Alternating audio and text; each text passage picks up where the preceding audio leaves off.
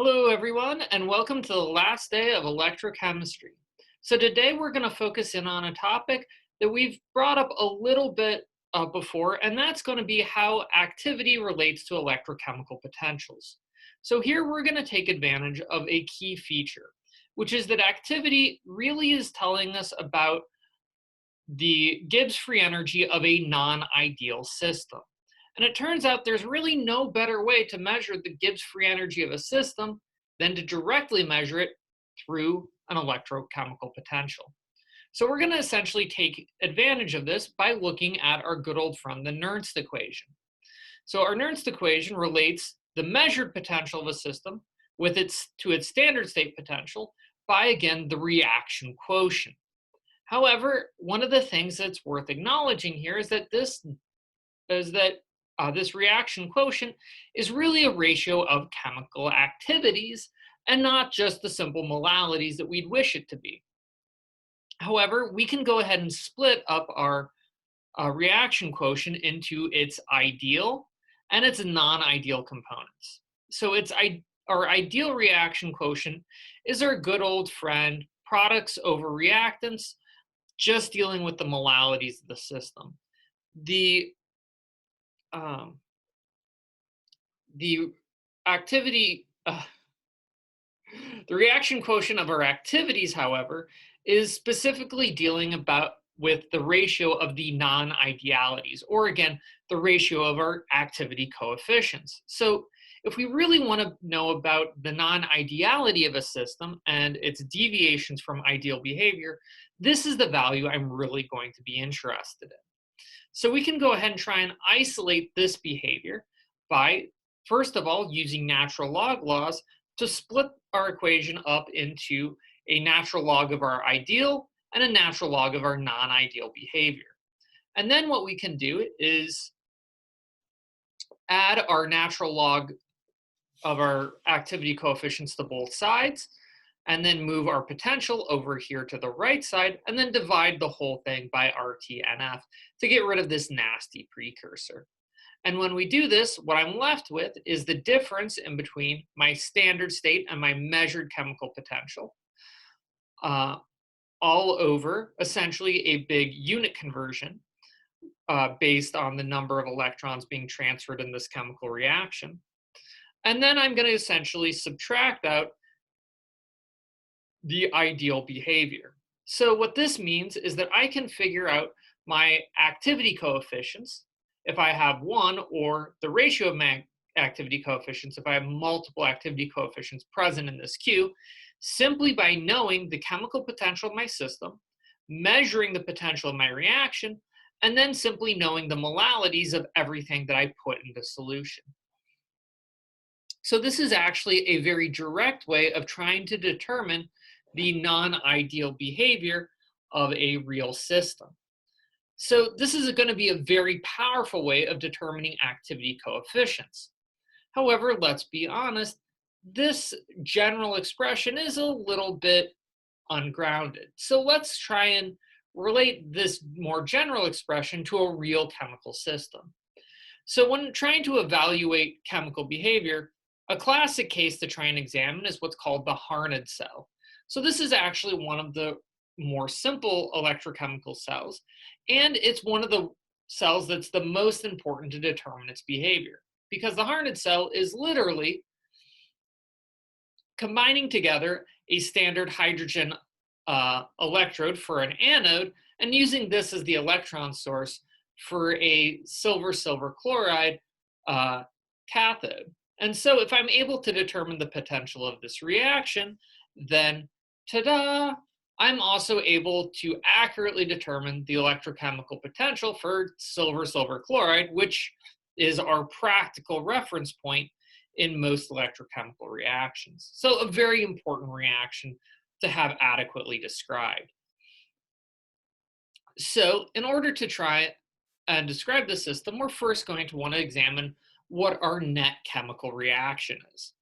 So in this case, our net chemical reaction can be described as essentially combining together hydrogen gas with silver chloride to produce hydrochloric acid and a silver solid. So in this case, we can then generate a reaction quotient, which is going to be the ratio of the activities of products over reactants. Now, here I have to account for one important feature, which is that HCl is actually a strong electrolyte.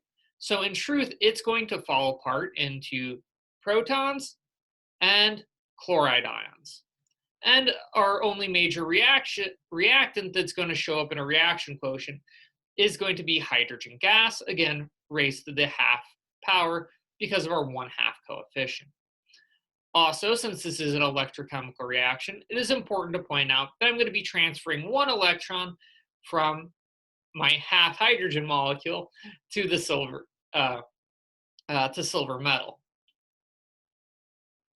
So one of the things that is worth acknowledging is that under these conditions, well, hydrogen is going to behave fairly ideally near standard state conditions because 1 bar hydrogen is really no big deal. However, once I get up to 1 molar ions, well, then I have to worry about these activity coefficients not quite being as ideal as I would like. So in this case, I'm going to essentially assume that the hydrogen is going to behave relatively ideally, and I'm going to try and focus in more on the solution, which is a classic trick we like to play. So when we do this, what we end up finding is that our reaction quotient is simply going to be the product of the proton activity and the chloride activity. And then when you combine these two features together,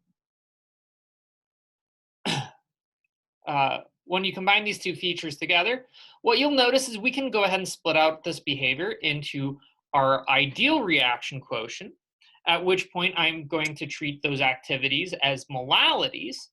And then since I'm buffering my system with HCl and not independent protons and chloride ions, what I can then do is take advantage of the fact that these two molalities should be the same. So my ideal reaction quotient can simply be given as the molality of HCl squared all over standard state molality of, again, 1 molal, which is mostly going to serve to keep my units balanced. However, each of these ions is going to have a mean activity coefficient of HCl. So we are lucky that they're going to share a mean activity coefficient. But since it shows up twice, it means that our reaction quotient of our activity coefficients is going to just be our mean activity coefficient squared. So what I can then do is take advantage of this ideal and non-ideal reaction quotients and throw them into my Nernst equation. And when we do this, we're going to find that our potential is going to again be given by the standard state potential of the silver chloride electrode, and then corrected for by the molality of HCl and the mean activity coefficient for HCl for this molality, because again, our mean activity coefficients do show a concentration dependency, as they'll be near 1 for a molality of 0, and they'll often be much lower for higher concentrations. However, in order to try and make it a little bit easier to isolate and determine what my mean activity coefficient is, what we're going to do is go ahead and pull out our squared term on both the molality and the mean activity coefficients out front to form a coefficient of our natural logs, because who doesn't love our log laws? And then we're going to go ahead and move the natural log of my mean activity coefficient over to the left side and move our measured potential over to the right. And again, making note that here n is going to be 1, and we have this extra 2 factor comes in again from these coefficients. So when we do this, we can then divide the system all by this 2RTF, and we get essentially a modified form of our earlier expression, where I can determine the mean activity coefficient for HCl by using the standard state potential for silver chloride and the measured potential from the actual Hermit cell. and then again, correct with the natural log of the um, molality of HCl being used in this case. So when we earlier had all of those activity coefficients that we were um, trying to replicate with our Debye and extended Debye and other forms of other equations, this is really the data we were trying to fit, was real electrochemical data. And again, this is a very powerful technique, as if long as I know the standard state potential, using these measured molalities and measured potentials, I can accurately determine our activity coefficient. And again, in this case for HCl, but you can extend this technique with other modified cells in order to get other other activity coefficients. However, one of the other things that is worth noting is you can kind of inverse this same sort of logic. And then think about, what do I do if I have an electrochemical cell that I don't know my standard state potential of, and I can't just look up in a table? Well, in this case, what I can go ahead and do is take my earlier equation. I'm going to go ahead and move my natural log of the molalities over to the left-hand side while leaving my standard state potential and my activity coefficients on the right-hand side. And then, because it's often easy to look at activity coefficients in a log 10 basis, we're going to essentially convert from log E to log 10 using our natural log of 10 expression that we addressed earlier. So then using this relationship, what I can then say is, well, why do I care about the log of activity coefficients? And it turns out the reason why is because of our good old friend, the Debye-Huckel limiting law. And in this case, we found that the log of an activity coefficient is related to essentially a parameter based on our solvent, the charge of the system, and our ionic strength. Well, in this case, we actually get pretty lucky because our charge for both of our ions is 1. However, I'm going to leave this expression in to show how we can essentially extend this model to different ion pairs. And A will again be constant for any aqueous system.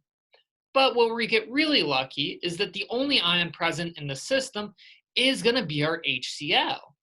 So in this case, because I've got single ion species, my ionic strength is simply going to be the molality of HCl being used, which is going to be a very nice simplifying technique.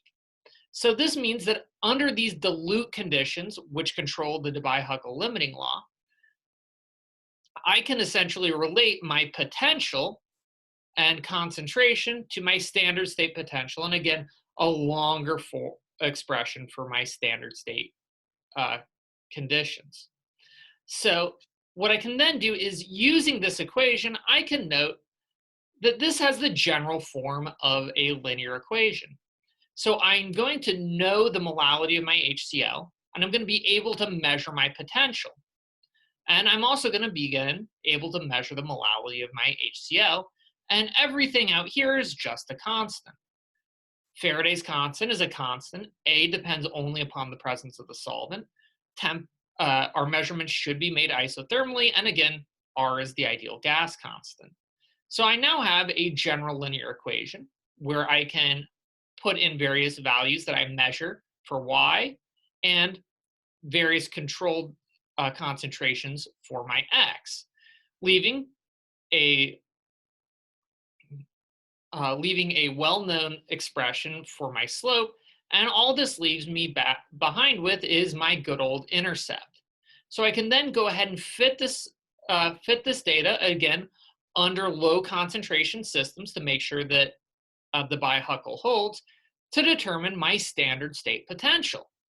So by plotting our modified potential against the square root of our dilute HCl concentration, we can accurately determine standard state potential for, in this case, the silver chloride electrode. But you can also imagine using this same general technique, and again, other similar ion-based cells, try and accurately determine other electrode standard state electrode potentials. So again, this is one way how making use of activities can um, can help us determine standard state potentials. And sometimes we're not always going to be limited to using standard state potentials to determine activity coefficients. But this really kind of helps show how so many of the features we've been bringing up all semester of activity, Gibbs free energy, can really come together to accurately describe a real chemical system. However, so far we've mostly been focused in on issues of thermodynamics. Next time, we're going to start talking about that very elusive topic, kinetics. Until then, take care.